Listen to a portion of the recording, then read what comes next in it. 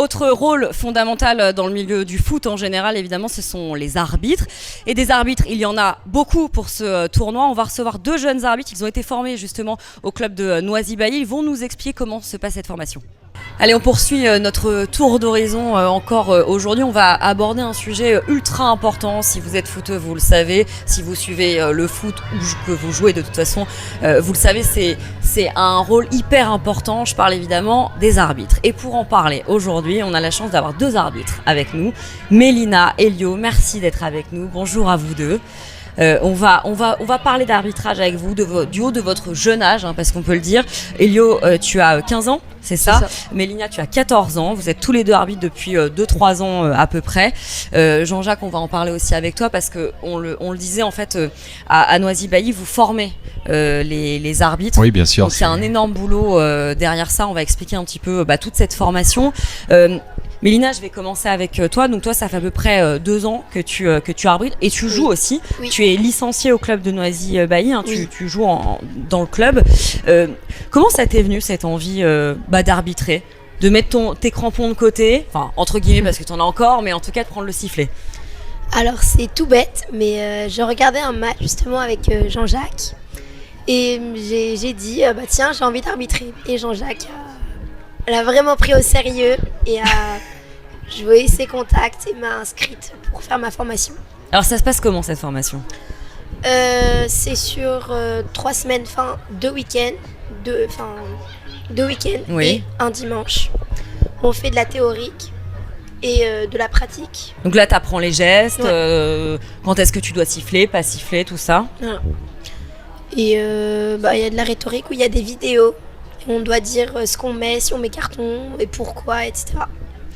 Alors toi, Elio, c'est pareil, t'as suivi, donc c'est une formation que tu as suivie au sein du club Noisy-Bailly aussi. Donc pareil, ça a été la même chose, j'imagine, que Mélina, mais faut déjà quand même connaître pas mal les règles du foot, j'imagine. C'est clair, bonjour déjà, merci de m'accueillir ici. Déjà on est formé par le district pendant, comme elle a dit Mélina, pendant 2 semaines et un week-end. Il y a des lois du jeu qu'on doit appliquer sur le terrain, il y en a beaucoup. Et oui, c'est clair. Voilà. C'est quoi le plus difficile? C'est d'attirer les jeunes pour arbitrer? En fait, il faut des moteurs, donc des jeunes qui donnent envie d'arbitrer. L'arbitrage, effectivement, c'est être acteur ou actrice du jeu. Donc, et bien souvent, y aller, c'est toujours difficile parce que des fois le public est pas toujours à la hauteur de ce qu'on attend. Donc ça, c'est important. Effectivement, promouvoir l'arbitrage, c'est de le défendre dans un espace de jeu. C'est-à-dire que l'arbitre, il est sportif, il est avant tout passionné de football et il s'investit dans le projet de jeu du match. Et c'est ça qu'il faut bien saisir, c'est que bien souvent, on voit l'arbitre comme un acteur ou actrice à part. Et pour moi, c'est totalement intégré au jeu. Et justement, c'est ça qui est intéressant parce que il y a les lois du jeu, il y a aussi une certaine interprétation pratique sur le terrain, et ça, sur les jeunes arbitres, c'est l'apprentissage du terrain plus la théorie, et ça demande aussi beaucoup d'investissement personnel de chaque jeune parce que les lois du jeu, il faut les apprendre, elles sont nombreuses. Et les codes sont nombreux, donc effectivement ça demande un investissement important, quoi. Oui, donc au sein du district, il y a effectivement une équipe commission de l'arbitrage qui est très active, qui est représentée par notre président qui est Brice Parinet, qui est arbitre de Ligue 1, et effectivement c'est un des départements les plus en vogue, les plus en vue de l'arbitrage sur le département alors à la fois national et puis Île-de-France. Parce qu'il y a la partie théorie, ça se passe comment du coup? Qu'est-ce que vous apprenez concrètement, Elio? Dans les lois, il y en a 17, donc il faut apprendre les 17 lois. Et nous avons des rapports à faire en cas d'exclusion pendant le match, on devra le faire. Et nous avons... Aide-moi. Parce que concrètement, vraiment pour ceux qui connaissent pas du tout, la formation, ça ressemble à quoi en fait une journée de formation? Qu'est-ce qu'on vous apprend? Le vocabulaire déjà, par exemple, il y a un motif quand on met un avertissement ou une exclusion, donc il faut apprendre le vocabulaire, par exemple manifester sa désapprobation, sauter sur un adversaire, charger un adversaire. Après, il y a le week-end qui arrive après. Nous avons sur terrain, on apprend à siffler, à courir. Les placements, surtout, c'est très important. La gestuelle d'un arbitre. Et après, on a un examen final à la fin de la formation pour voir s'ils peuvent nous mettre sur des terrains homologués dans des clubs différents. Et voilà. Et central et arbitre de touche. Et assistant, ouais. Pendant moins de 2 semaines, on nous apprend ça. Quand un assistant, comment on tient le drapeau, le hors-jeu, tout ça. Oui, parce que quand on regarde un match de foot, même un match de basket, enfin dans tous les sports co, c'est comme ça. En fait, on ne vous entend pas, même si parfois maintenant il y a des micros, mais donc il faut qu'on puisse vous lire juste sur la gestuelle en fait. Et tout ça, donc c'est tout ça que vous apprenez aussi. Il y a une partie intéressante parce que ça doit pas être toujours évident de s'imposer au milieu d'un terrain. Alors, faut le dire, hein, pour ceux qui font du sport, ils le savent. Quand on est dans son match, on n'a pas envie d'arrêter, on n'a pas envie de se prendre une faute même si on l'a faite. Comment tu t'imposes toi, par exemple, Mélina ? Je suis plutôt calme entre guillemets, mais pédagogue. C'est-à-dire que t'expliques ? Oui, j'explique. S'il y a une faute, je vais parler au capitaine, je vais lui dire ce qui se passe et à ne plus reproduire. Mais après... C'est ça la clé, c'est réussir à garder son calme. Oui. Nous, ils nous demandent surtout d'être pédagogue et d'essayer de ne pas mettre d'avertissement ou d'exclusion. Mais après, moi, j'aime bien aussi mettre, si c'est une grosse faute, un gros coup de sifflet, une petite faute, un petit coup de sifflet. Et si par exemple, il y a une petite altercation, j'essaie de ne pas mettre de carton, qui se parlent, qui se check, pour vraiment rester dans le fair play et tout. C'est quoi la facette la plus sympa d'arbitre ? C'est être dans le jeu, vivre le moment présent. Et même c'est nous l'élément qui est majeur pendant le match. C'est nous qui prenons les décisions importantes. S'il y a une faute litigieuse, c'est nous qui sifflons. Ils sont obligés de nous écouter, quoi. Donc un peu de pression, mais c'est sportif aussi. Parce que les gens ne se rendent pas forcément compte quand ils regardent un match de foot, mais c'est très sportif en fait. Oui. Parce que vous courez tout le temps. Un arbitre, il court plus que les joueurs. Ouais. Ils font environ 12 km par match. Après, on est préparé, comme les arbitres de Ligue 1, ils sont préparés. Brice Parini, il est préparé. Comment tu te prépares, toi, par exemple, Mélina, juste avant un match que tu vas arbitrer ? L'échauffement ? Ouais, par exemple. Je cours, je fais des montées de genoux, talons-fesses, classiques. Des étirements, ça c'est important je trouve, et des accélérations, parce qu'après j'ai beaucoup de problèmes de genoux aussi, donc je m'exerce beaucoup plus, et voilà, en classique. Après on est désigné sur un match, donc déjà un match ça se prépare dès qu'on a déjà les matchs, on regarde les poules, le classement, le style de jeu, moi j'essaye d'apprendre un peu les noms des capitaines déjà, pour vraiment m'aider à... pour qu'ils sentent qu'on est vraiment un bon arbitre pour qu'on vive le jeu. L'échauffement, c'est comme Mélina, ça doit être intense pour être vraiment chaud pour le match. Et voilà. C'est un bel accomplissement, non, quand on entend des jeunes avoir ce discours-là ? C'est un grand plaisir, c'est aussi une première victoire d'avoir des premiers jeunes arbitres. On en a déjà eu. L'idée de l'arbitrage, c'est on a un parcours d'arbitrage. Même si on arrête plus tard, on a acquis une expérience de vie, de sportif, avec un angle de vue différent que d'être joueur ou joueuse. Et c'est pour ça qu'au sein du club, depuis plus d'une décennie, on sensibilise à l'arbitrage. C'est pour ça que là, le tournoi, tous nos arbitres assistants sont du club. Ce sont des joueurs, des jeunes joueurs et des jeunes joueuses qui vont être sensibilisés aux premières règles, aux premiers fondamentaux, pour justement, pas forcément qu'ils soient arbitres, mais au moins que dans leur comportement de jeu, ils puissent comprendre ce que c'est d'arbitrer, quoi. Et ça fait partie de la formation du club et ça fait partie du développement du projet sportif. Et si sur les 10, sur les 15, les 20 qu'on a sensibilisés, on en a 1, 2, 3 qui sont vraiment passionnés par l'arbitrage, on va les accompagner pour qu'ils aillent le plus loin possible. Et bien sûr avec l'aide des instances qui est nous pour la représentation du district, puisque c'est notre relais de proximité. Et puis après les jeunes peuvent monter dans les catégories ligues et après nationaux, puisque l'idée du parcours d'un arbitre, s'il souhaite aller loin dans son programme, il faut commencer tôt. C'est comme un jeune joueur, ou une jeune joueuse. commencer tôt, c'est aussi se projeter vers le plus haut niveau, quoi. Après, voilà, tous et toutes n'ont pas la même trajectoire, mais l'essentiel, c'est effectivement de vivre le moment présent, comme l'a dit Elio et Mélina, quoi. Vous jouez tous les deux aussi au foot.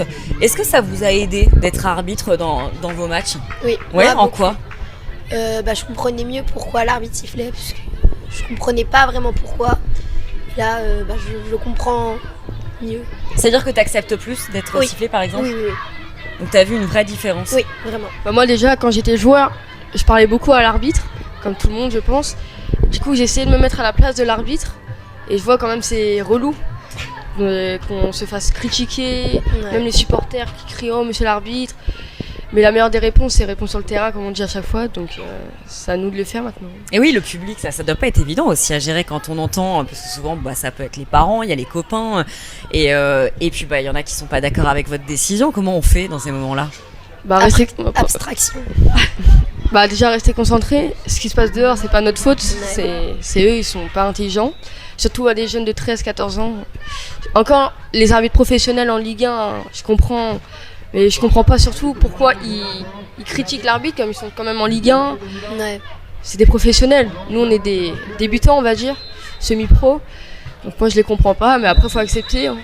On fait tous des erreurs dans la vie. Oui, toi tu disais Mélina, tu fais abstraction, on sent que tu es calme. Tu arrives du coup à ne pas faire attention à Oui. ce qu'on peut dire autour de toi, c'est ça? Oui. C'est jamais tu t'es énervé ou c'est quoi? C'est tu restes concentré pendant ton match et c'est après où peut-être que tu dégoupilles et tu te dis voilà, là ils m'ont gonflé pendant le match. Alors je vais être énervée, mais je vais pas le montrer. Je vais rester calme, parce que si moi je m'énerve, ils vont tous s'énerver, parce que je suis l'exemple sur le match.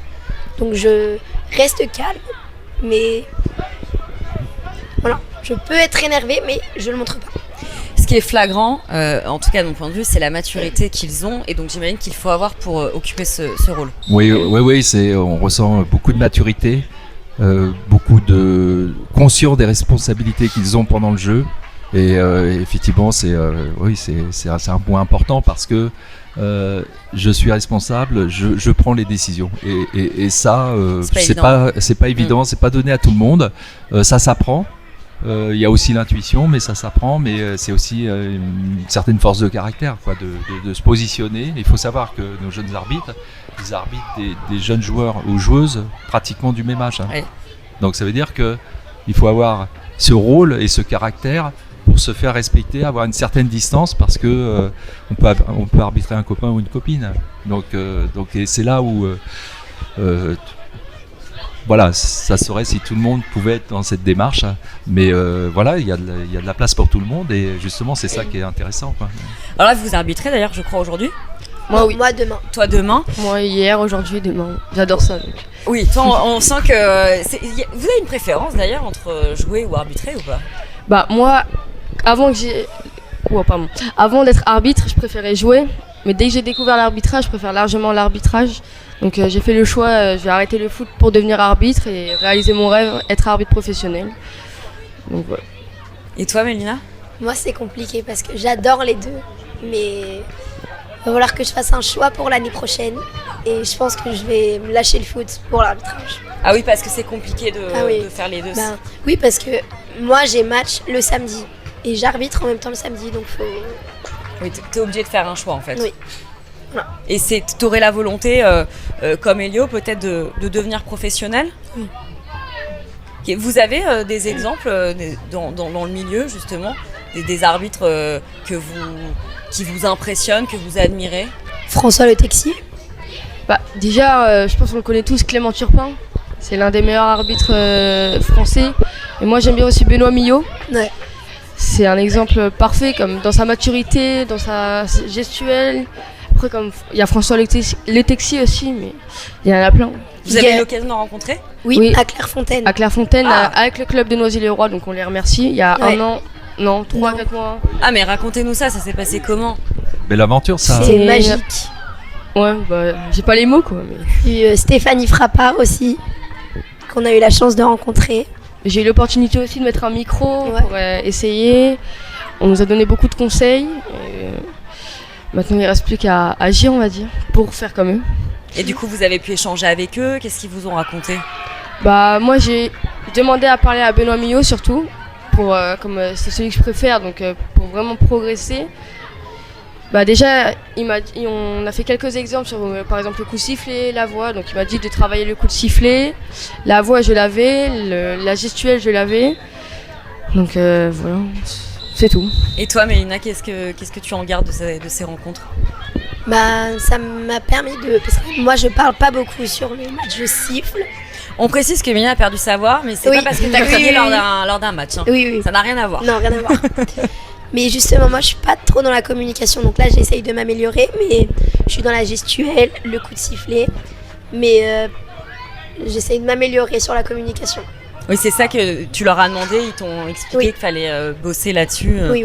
C'est génial cette rencontre, c'est à l'initiative du club. Oui, alors c'est souvent les initiatives, c'est lié à des rencontres, donc c'est avec notre ami Brice Parinet, qui est président de la commission d'arbitrage des Yvelines, et puis également qui est représentant effectivement, qui est arbitre officiel en Ligue 1, et à Clairefontaine, nous avons emmené nos jeunes joueurs, donc sur les catégories 16 de mémoire, 16-18, pour servir de team partner auprès des arbitres professionnels, et de les aider à scénariser des actions de jeu avec nos jeunes joueurs dans le cadre de Clairefontaine, quoi. Donc ça a été une expérience très enrichissante. Déjà, aller à Clairefontaine, c'est assez magique.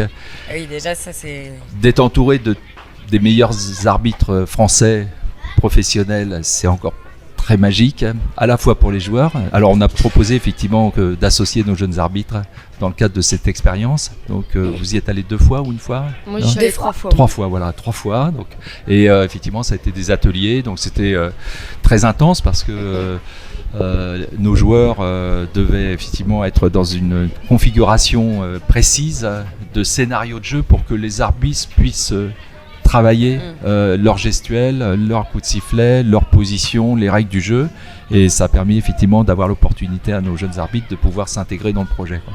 Elio, Mélina, comment vous pourriez donner envie à ceux qui vont nous regarder de tester, peut-être de se former dans un premier temps par rapport à votre expérience? Voilà. Qu'est-ce que vous pourriez leur dire, Elio? Bah déjà, essayer d'arbitrer, faire un match, même des petits, essayer au sifflet déjà, et faire la formation pour vraiment se mettre dans le rôle d'un arbitre, pour voir comment c'est compliqué d'arbitrer. Comme on dit, mais c'est facile d'arbitrer, mais derrière nous, il y a plein de trucs. Il y a les lois, la théorie, le physique, il y a tout. Et toi, Mélina, qu'est-ce que tu dirais? En plus, on va quand même s'arrêter là-dessus. Tu es une fille, on a parlé du foot féminin avant. C'est vrai qu'on le dit, il y a du boulot encore pour faire évoluer le foot féminin. Et là, tu as un rôle qui est non seulement difficile, parce que le rôle est difficile, et en plus, tu es une femme, tu arbitres des hommes, j'imagine, pas des garçons. Donc, franchement, pouvoir travailler dans une rédaction sport, dans les médias, je sais que c'est difficile d'être mieux que de garçons, encore plus dans le sport. Donc, qu'est-ce que tu dirais, toi, pour donner envie éventuellement aux filles d'essayer au moins? Il faut essayer, c'est une chance. Je sais pas comment l'expliquer, mais moi, je vis pour ça, franchement. Et il faut tester. Même si on comprend pas trop, je sais pas comment l'expliquer. Qu'est-ce que ça t'apporte en fait concrètement quand tu ressors d'un match? Qu'est-ce que tu ressens? De la confiance en moi. Ah, ça, de l'assurance. Ah oui, ça c'est très intéressant. Ça veut dire que ça t'aide même en fait dans ton quotidien, bien en dehors des terrains de foot en fait. Oui. T'as senti une différence à partir du moment où t'as pris ton sifflet, quoi.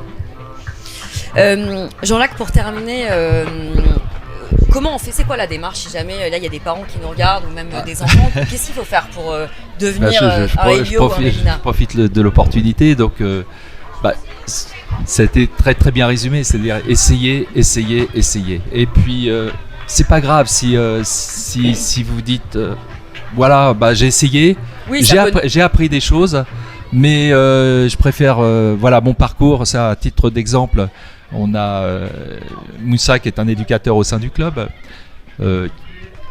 qui j'estime, et je pense que ça a été vérifié par le comité de l'arbitrage, qui a du talent, qui a des capacités. Et Moussa, il a fait 1 an ou 2 ans je crois. Il a voulu reprendre sa trajectoire d'éducateur et de joueur.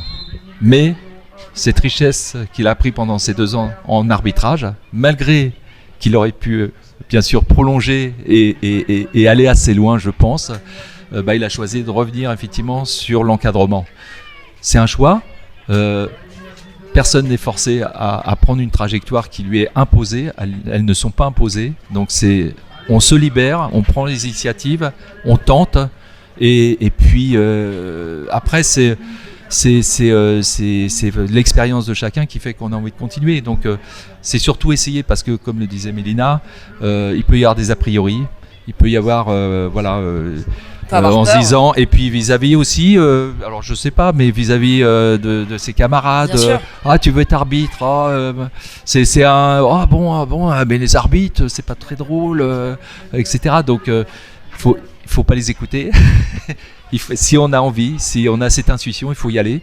Et puis nous, on met tout en œuvre à la fois en interne et je le répète, au district, on est très bien accompagné sur l'arbitrage.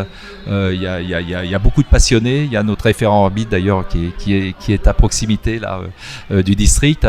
Il faut savoir que Mélina, il y aura une équipe uniquement constituée d'arbitres filles au final prochaine.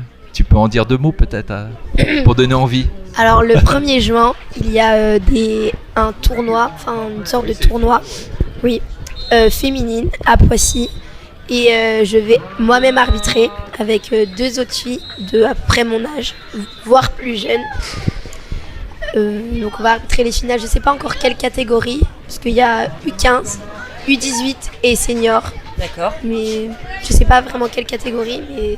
Ça, on pourra venir te voir, du coup, c'est à Poissy, tu dis, le à 1er Poissy. juin. Oui, c'est à Poissy, donc ce sont les finales du département. Donc j'encourage tous ceux, je passe une annonce, qui ont envie de voir effectivement l'arbitrage et puis la fête du football yvelinois, de rejoindre effectivement cet événement qui est très sympathique. J'espère qu'on le fera prochainement, parce qu'on attend nos vestiaires et on attend notre clubhouse, et dès qu'on aura nos vestiaires, je pense qu'on pourra se mettre sur ce dossier de candidature de finale au niveau des Yvelines. Donc voilà, rejoindre dans une démarche très spontanée, comme l'ont fait Mélina et puis Elio, c'est de se dire j'ai envie d'essayer, on essaye tout simplement, quoi. D'un point de vue très pratique, c'est une formation qui est payante? Alors l'intégralité est prise en charge par le club, c'est-à-dire que nous on est dans le projet de formation, c'est-à-dire que toutes les formations, que ce soit les brevets d'État sur l'encadrement, que ce soit les CFF, donc c'est les certificats fédéraux, que ce soit l'arbitrage, nous prenons en charge l'intégralité de l'accompagnement financier, quoi. Et après, la formation se fait, ça peut être parce que là on le dit, c'est sur 2 semaines en gros, sur plusieurs week-ends. Oui. C'est à plusieurs moments dans l'année, il faut s'inscrire à un moment précis. Oui, alors il y a des dates à respecter. Alors là, je ne les ai pas en tête, mais faut effectivement, vous appeler, ils nous appellent. Site, Nous, on a suffisamment de liens avec la commission d'arbitrage pour les intégrer très rapidement. Il y a des sessions qui sont programmées, je crois qu'il y en a 4 par an de mémoire, et de là on va dans un cycle théorique et pratique. Il faut savoir, il y a les observateurs aussi qui sont très impliqués, qui vont observer les jeunes arbitres, leur donner des conseils, les accompagner, puisque il y a l'aspect technique, donc c'est des observateurs qui sont issus de l'arbitrage, et puis il y a les référents qui sont nous on les aide aussi parce qu'il y a toute une procédure administrative de licence, d'accompagnement sur le point de départ, il faut lancer la machine administrative, et une fois que ça c'est fait, ils ont une certaine autonomie aussi, puisque au niveau du département ils ont des référents. Ils gèrent leur convocation, c'est-à-dire que nous on vient pas les appeler pour dire tu vas à tel match. Ils gèrent leur convocation, ils ont le sens de leur responsabilité, quoi. C'est ça aussi qui est important, c'est que comme l'a dit Elio et Mélina, c'est je prépare mon match, je sais où je vais, à quelle heure, combien de temps de transport je vais mettre, qui m'accompagne, etc., quoi. Oui, ça peut, on l'a dit, ça vous a aidé, vous, dans votre vie, même bien loin des terrains, peut-être même à l'école, dans la gestion, j'en sais rien, moi, des devoirs, de tous les tests qu'on a, etc. Je pense que ça aide beaucoup, en fait, sur tout ça. C'est parce que vous avez presque un rôle d'adulte, en fait, quand vous êtes sur le terrain. C'est un peu ça, vous n'avez pas l'âge d'être un adulte, mais vous êtes quand même là pour canaliser un peu tout le monde. Oui. C'est vrai. Et est-ce que, si par exemple participer à des matchs le week-end, mais entre potes. Hein. Du coup, vous allez aussi, ça va venir tout seul le côté je vais arbitrer, je vais un peu cadrer tout ça. Ouais. Ouais. Bah, oui, je pense oui. Mais ça va être difficile comme on a peut-être peur de montrer qu'on veut être arbitre à nos copains, comme on a peut-être honte de faire l'arbitrage. Comme moi, mes copains ils se moquent de moi de temps en temps, comme je suis arbitre, c'est nul d'être arbitre. Mais comme tu l'as dit, s'il n'y a pas d'arbitre, il n'y a pas de match. Voilà. S'il n'y a pas de joueur, il n'y a pas de Donc, jeu. c'est essentiel. C'est vrai. Bon, merci beaucoup à vous deux Merci de à nous vous. avoir bien expliqué votre rôle. Donc Mélina, si je comprends bien, on peut te retrouver le 1er juin. Pour ceux qui nous regardent, on pourra peut-être venir même te poser des questions. S'il y a des filles qui s'interrogent un peu, peut-être après ton match, voilà, pouvoir te poser quelques questions, que tu les aides éventuellement s'il y a de la peur, parce que je pense que ça doit être assez terrifiant. Le premier match que vous avez arbitré, c'est quoi votre souvenir? Moi, c'était PSG Houille en U14. Un peu de stress, mais dès qu'on est lancé, bah, on est lancé. Ça s'envole. Ça se passe Et toi, facilement. Mélina, ton premier match? Je ne sais plus quelle équipe, mais c'était ici Oui. pour mon examen pratique. Ça s'est très bien passé. Je stressais beaucoup, mais à partir du moment où on se lance, ça va tout seul. Il y a toujours un peu de stress de toute façon avant un match, non? Un bon stress. Bah, moi, le premier match, j'ai stressé, mais maintenant, non, il n'y a plus de pression. Ouais, C'est maintenant, que du t'arrives à plaisir. gérer. Oui, c'est que du plaisir Ouais. maintenant. Bon, merci à vous deux. Elio, toi, tu vas arbitrer dans pas très longtemps. Toi, Mélina, ce sera demain. D'ailleurs, bien sûr, vous pouvez venir les voir. Merci encore, Jean-Jacques, Merci, pour toutes Pauline. ces explications. Merci à vous. Merci Et à vous. donc, on vous rappelle, hein, si vous êtes intéressé pour éventuellement vous inscrire à la formation, ou au moins s'intéresser, vous appelez le club, ou vous allez sur le site internet. Il y a plusieurs sessions de formation. C'est pris en charge. En plus, ça, c'est quand même génial, faut le dire. Voilà, vous n'avez rien à débourser. Et en plus, ça n'engage à rien. Tu as donné l'exemple de Moussa. On Il a a fait 2 ans, il s'est arrêté. Exactement.